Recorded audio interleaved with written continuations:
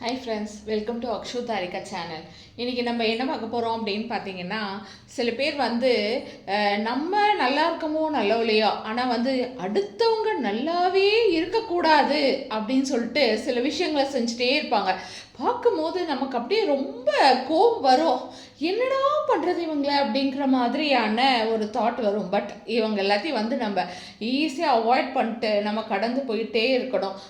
இப்போ ரீசெண்டாக ஒரு வீடியோ இதில் பார்த்தேன். ஒரு பாம்புக்கு தண்ணி ஊற்றுறாரு. தாகமாக இருக்க அந்த பாம்பு தண்ணி கொடுக்குறாரு. ஆனால் அந்த தண்ணியை குடிச்சிட்டு அது அவர் கையவே கடிக்குது. அந்த மாதிரியான மனிதர்கள் தான் நம்மளை சுற்றி நிறைய பேர் இருக்காங்க. எல்லாத்தையும் கடந்து போய்கிட்டே இருக்கணும். அதுக்கு நாம் நம்மளை கூல் பண்ணிகிட்டே இருக்கணும்.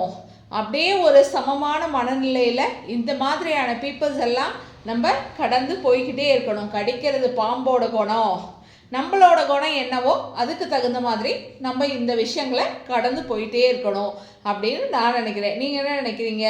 இந்த மாதிரி ஆட்களை எப்படி சமாளிக்கிறது அப்படின்னு நினைக்கிறீங்க அப்படிங்கிறத கமெண்ட்ஸில் சொல்லுங்கள். பாய்.